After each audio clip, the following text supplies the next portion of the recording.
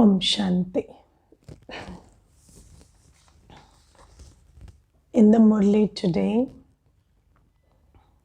Baba says, "Sweet children, the Father has come to extinguish the fire of vice that is burning the whole world and to make everyone cool. The rain of knowledge makes you cool." The question is, which fire is burning the whole world?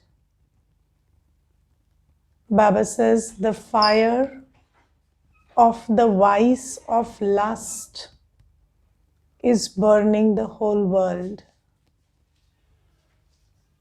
Everyone has become ugly by burning in the fire of lust. The Father is making them cool with the rain of knowledge.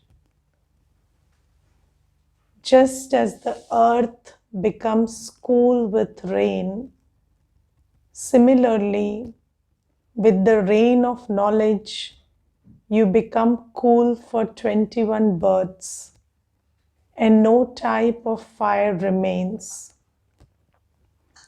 Even the elements become satopradhan and no heat is experienced. Now you see that Baba says that the rain of knowledge is putting out the fire of lust and other vices.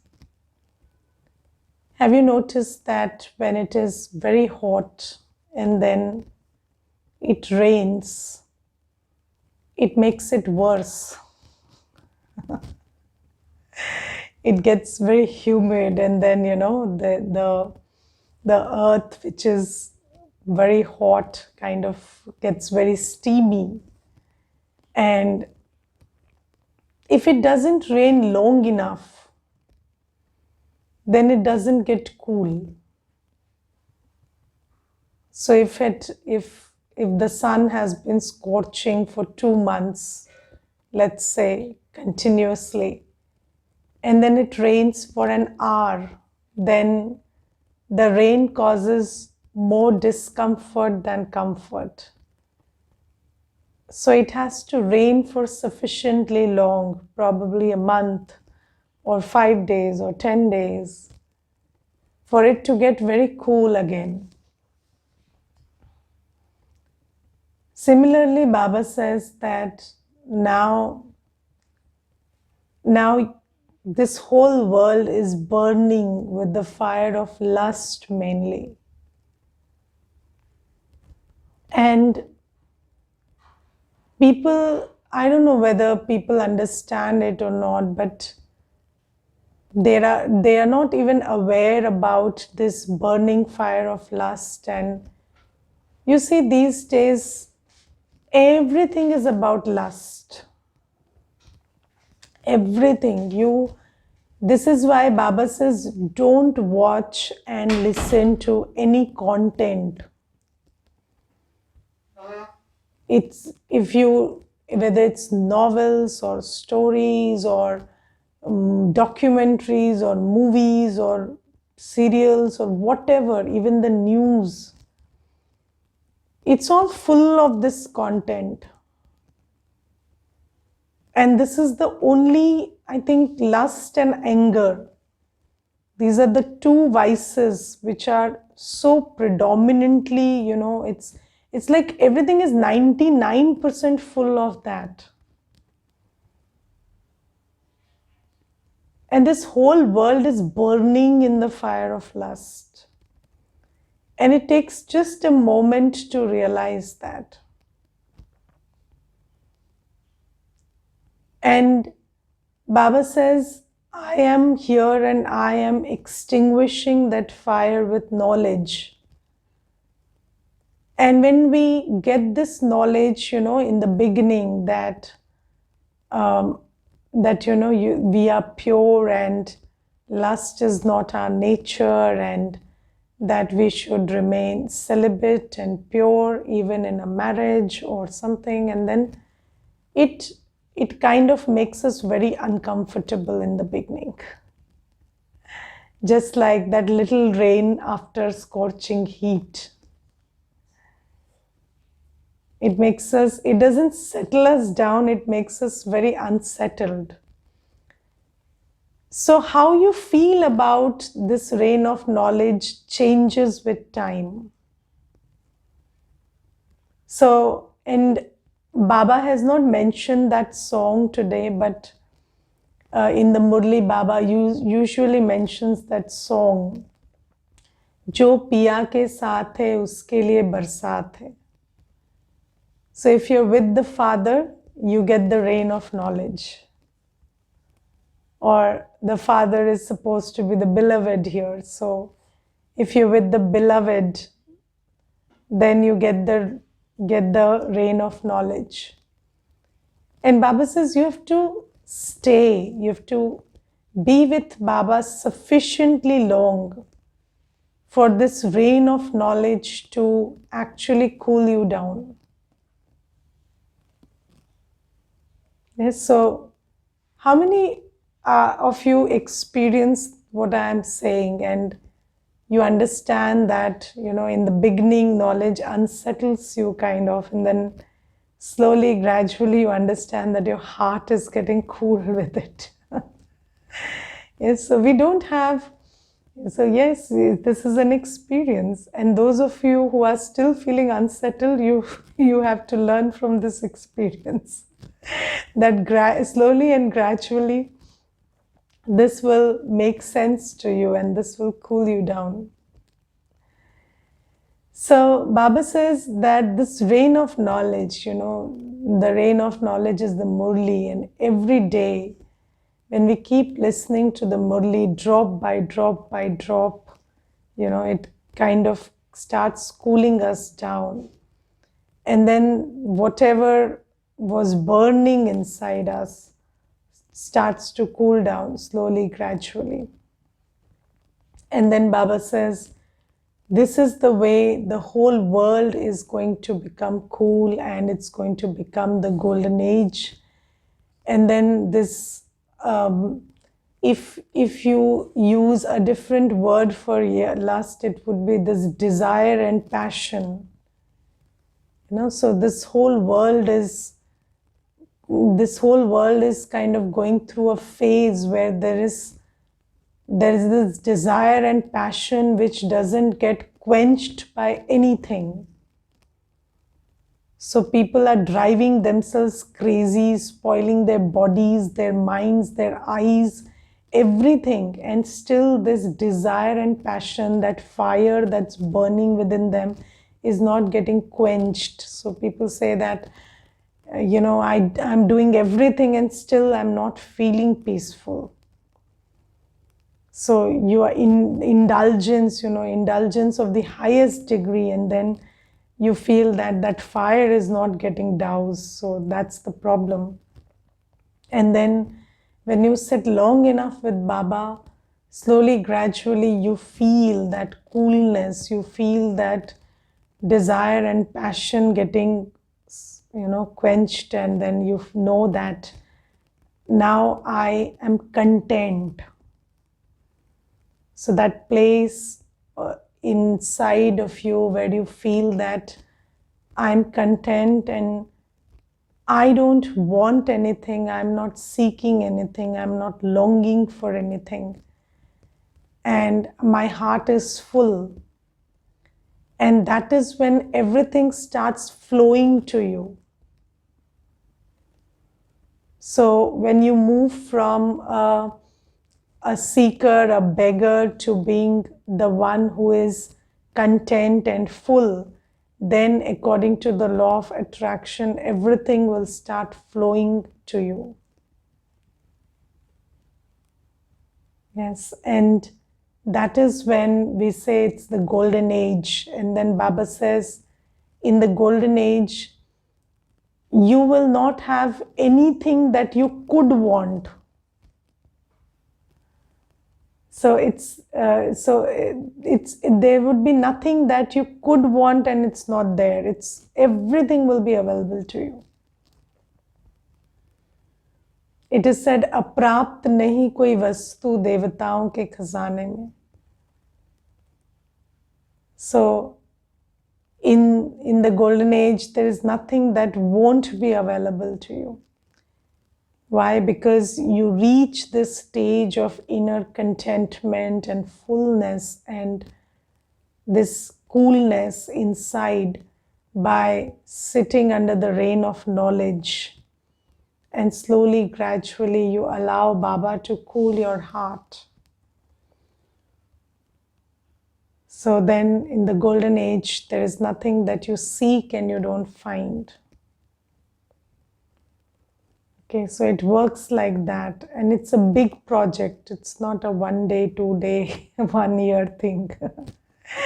So you have to give 1 lifetime to it.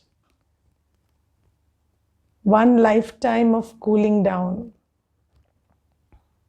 Okay, so Baba says this is... Now let's understand something. So you see that there is so much of violence these days. And during the lockdown, we understood that there was domestic violence.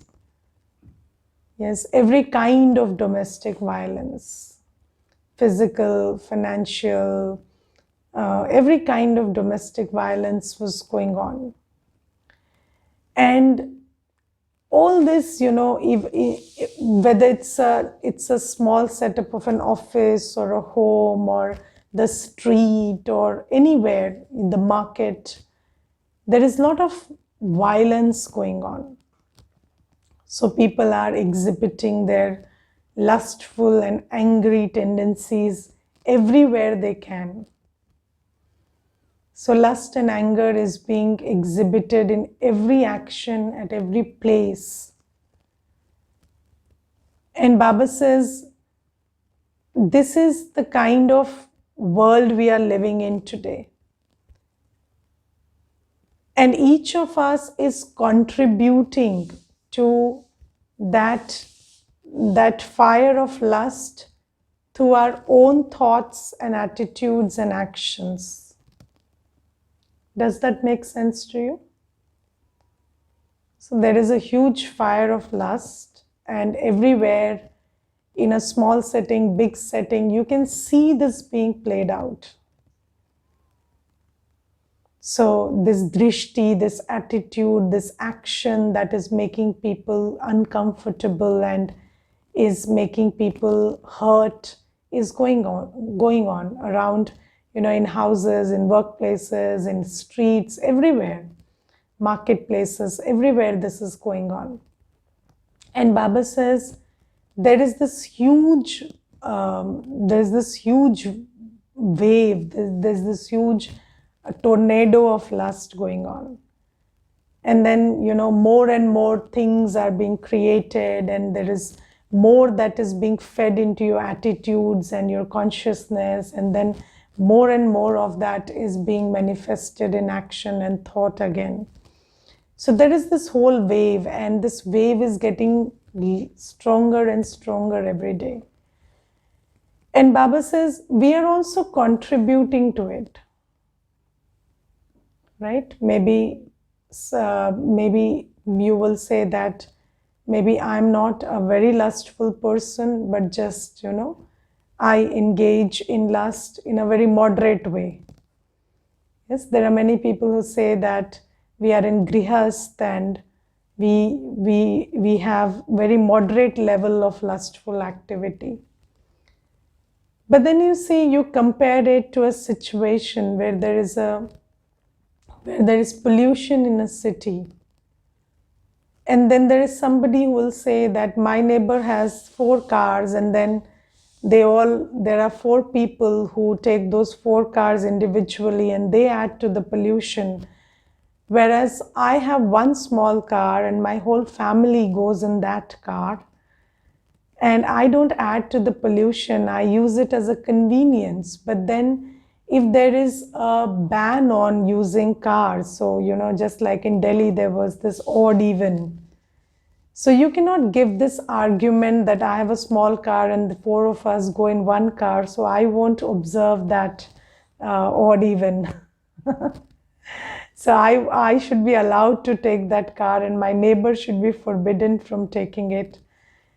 So similarly, Baba says that it doesn't matter whether your level of lust is small or large, but then you are contributing to this whole wave. So now it has to stop.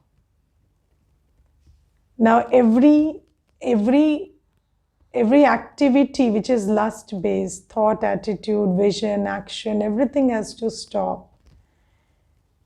And Baba says this requires great strength. And when Brahma Baba left the body, he became Avyakt. He left us with 3 words which kind of summarize the whole Gyan. Okay, so what are those 3 words? These 3 words are Nirakari, Nirvikari, and Nirankari. So first is bodiless, then is viceless, and then is egoless. So when we talk of viceless, then what comes first is bodiless. Yes, so you cannot become viceless without becoming bodiless. You cannot be body conscious and pure. That's not how it works. So Baba has told us that every day in the Murli, Baba is asking us for 2 days, last 2 days, there has been so much emphasis in the Murli on soul consciousness.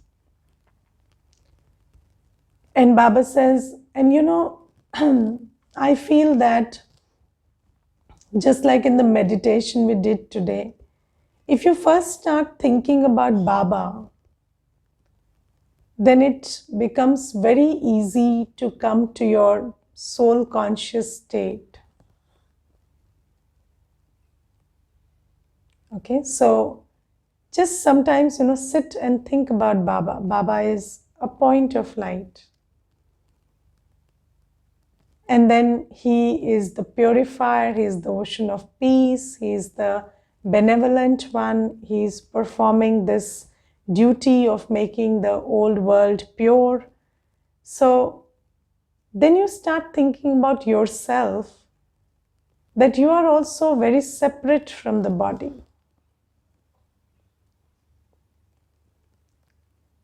And then Baba says that when you start connecting with your bodiless stage,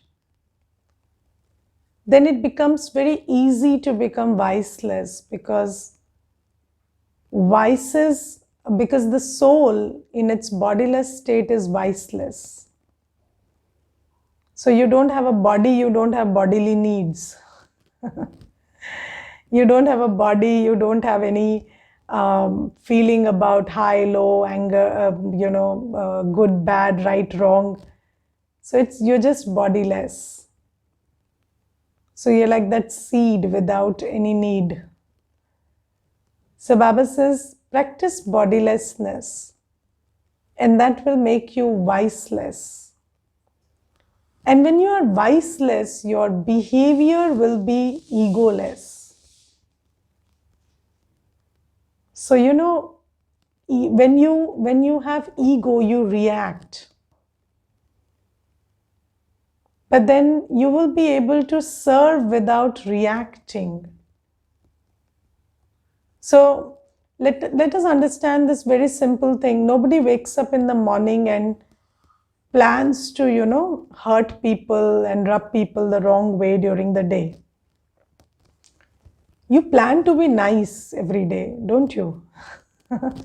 You plan to be good and nice and sane, and you plan to be nice to people and courageous in circumstances, but what happens during the day?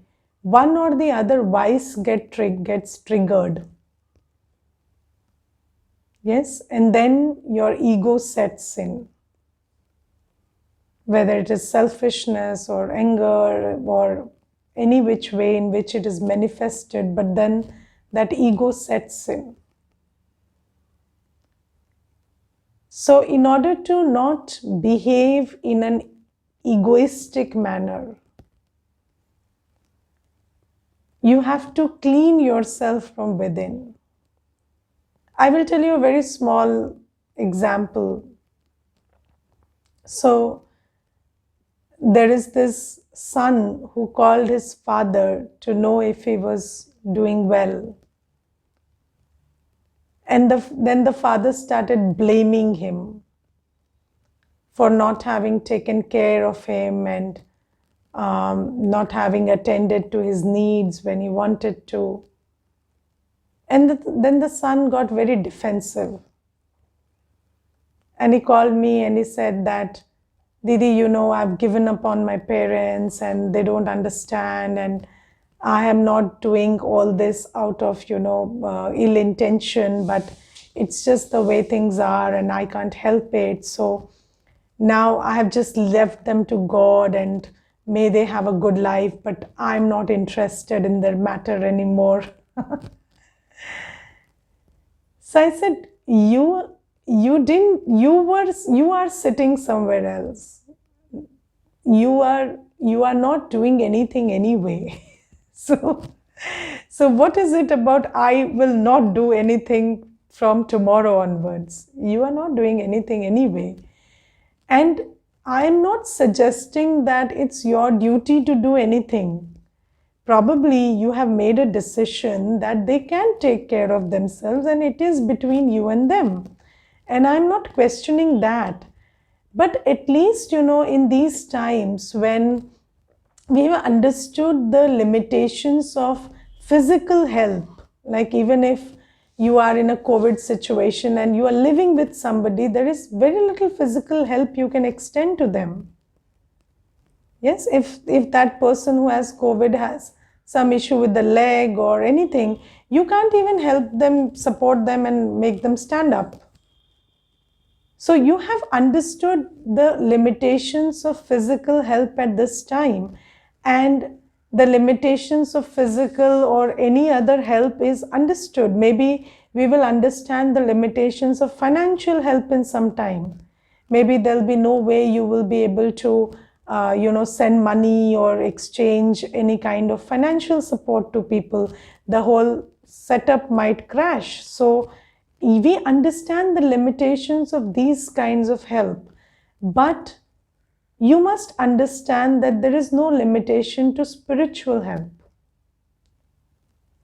And what is the only limitation to giving good wishes and good feelings to somebody? The limitation is your ego. So when you just get into this trap of ego, then everything collapses.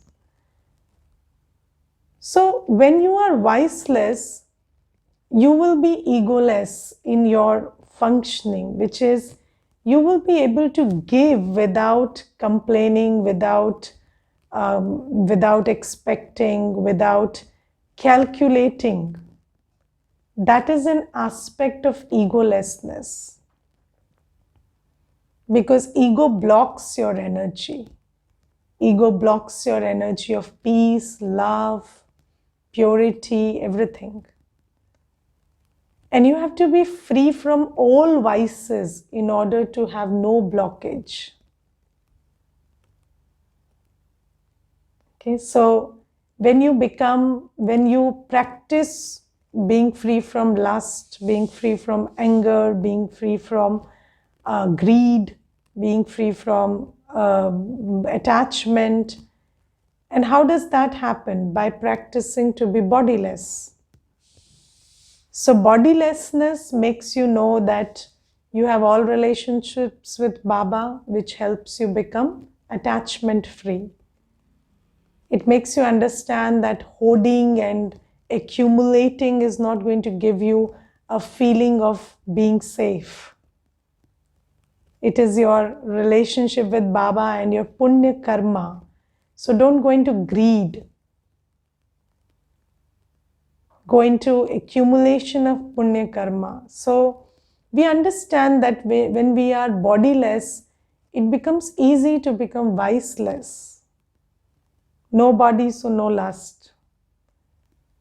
Yes, so Baba says, and then it will be manifested in this free flow of energy where you are able to serve without expecting, without blocking your energy at any time. And that is called egoless. Yes, because ego makes you block your energy. Ego makes you block your energy. So Baba says that these are the 3 steps. And in the Murli today, Baba says that I am celebrated as the egoless one. And Baba is giving the example of the Granth, where in the Guru Granth Sahib, Baba says, you see, his praise is also sung in the Granth, the one incorporeal one, Nirakari.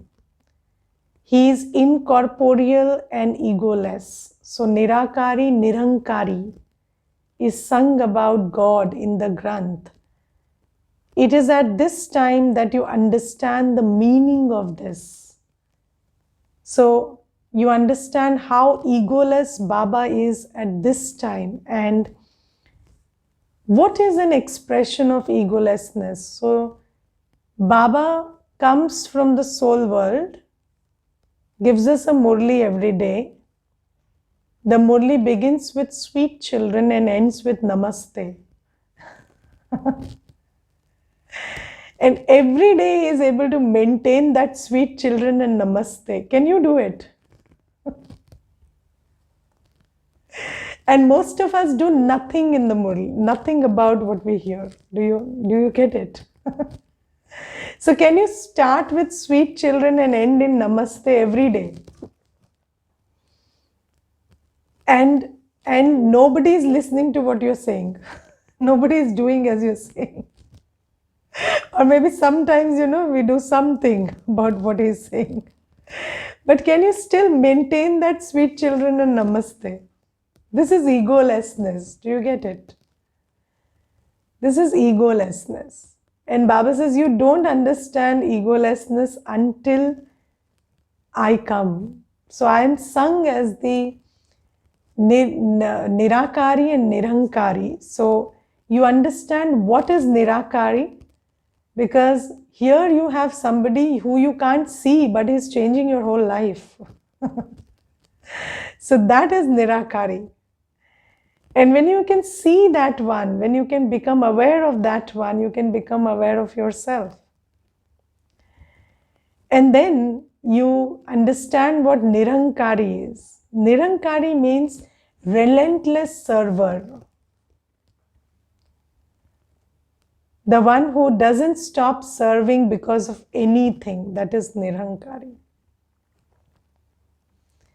And when Bab Dada used to descend in Gulzar Dadi's body and we used to go for those meetings, I have seen Baba and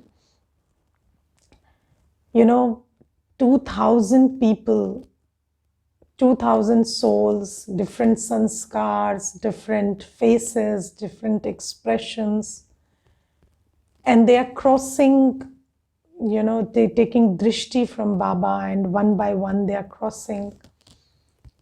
And you don't see Baba's expression changing for a second. So that constant expression of pure spiritual love and benevolence for the child. And the children are so variety. Can you cross 10 people without changing your expression?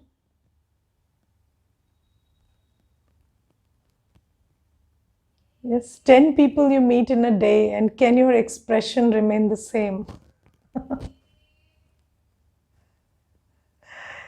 Why is it so that your expression and your feelings will change with every person? Because every person is triggering some vice in you. Who they are is triggering something that is inside of you.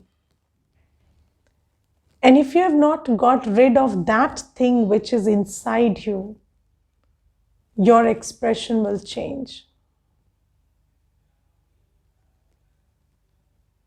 So if there is a vice, there will be ego. Yes, so Baba says that this is how what egolessness looks like, and this is what incorporeal looks like. And we understand egolessness and vicelessness, and we understand what it means to be incorporeal when Baba comes. And then Baba makes us like himself. In understanding Baba, we start taking his qualities. And I used to, even when I did not have Gyan and I had not been introduced to myself or to Baba, I always used to wonder, and I used to tell my Lokik father also, that when I read the biography of a saint, or of any, even a world leader, maybe if I read the biography of someone like Mahatma Gandhi or Abdul Kalam or anyone who is a great soul, I'm changing from inside. Yes, so you're going through a biography and you start getting inspired, even if that inspiration lasts only 2 days, but you get inspired. Yes, you start thinking about simplicity and you start thinking about conservation, and it makes you think. But then you are worshipping deities and you are worshipping, you're going to the temple for so long, and why does it not change you? So I always had this question that if I come in contact with a great soul, I change. Then if I come in contact with God, will I not change? I should change. And then we hear stories that Ravan was a very big Shiv Bhakt, and then he kept worshipping Shiva for always, and then he was still Ravan. So all that bhakti did nothing to him. So that was very interesting, and I found these things very paradoxical in nature, and I always had a problem with this stuff. And when I came into Gyan, I understood that no, when you know God, you become like God. You become a deity. And it is supposed to work like that. And I have seen that for a very long time, when I came to Baba, there was very minute change, very small shifts. And I didn't get up at Amrit Vela, I couldn't be regular to class. I was struggling with my vices and with my inconsistencies. But then, this relentless service that Baba gives, this relentless love, this unconditional love, somewhere down the line, it makes you feel very ashamed of yourself. And, sometimes there was a point in this journey where I felt that no, I can't go on like this. If God is working so hard on me and He's not giving up, I can't give up on myself. And then that started building a force where I started changing myself. And it is said that God is the one who doesn't give up on you when you give up on yourself. And it is this this not giving up, which is a very egoless act, this being a consistently loving and consistently nurturing being is a very egoless act. Yes, you send a message to one person 3 times and he blocks you. What do? You get bitter about it.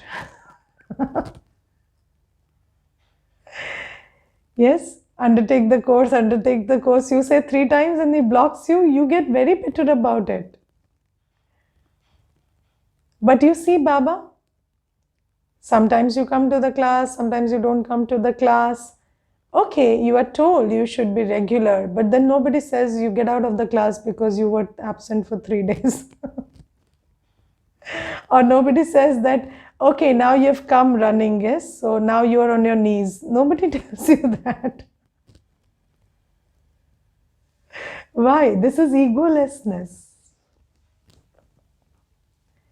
So Baba says, you understand what egolessness is, you understand what incorporeal means when you come to me. And when you understand these things, you become that. This is the way it works. So Baba's qualities start rubbing on you and you start becoming like him. And then Baba tells something very nice today. Baba says,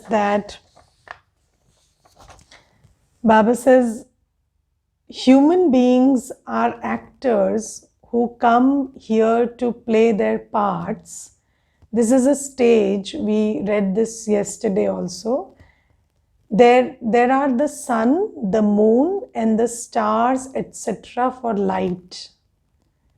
They are not deities, they are just lights. So people say Surya Devtai Namaha.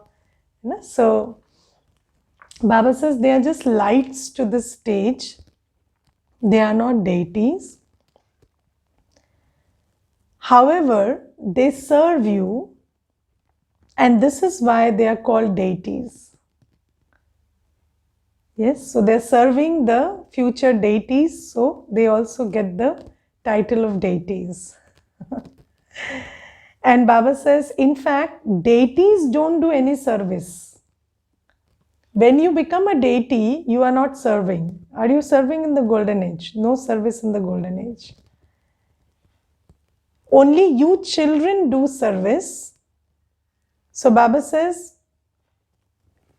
the father is the obedient servant. And Baba says, when children experience sorrow, the father feels mercy. And then he makes us also master merciful.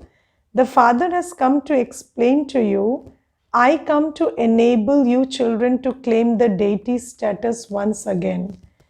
And this service that Baba does now and we do along with him, this is celebrated later. So basically, all the temples that you build are about what you do now, not what you do as a deity. Yes, the stories that you create about deities, about them killing demons and winning over negative your devils and this and that, all that is a story about what you're doing now. They are not stories about what you will do in the golden age. So Baba says, just understand the importance of this birth. Whatever you are doing here and now will be sung. There will be praise about it, about half the cycle. And Baba says, this is the time where you are actually a deity, a giver. You are actually a server. So do that as much as you can. Okay? Om Shanti.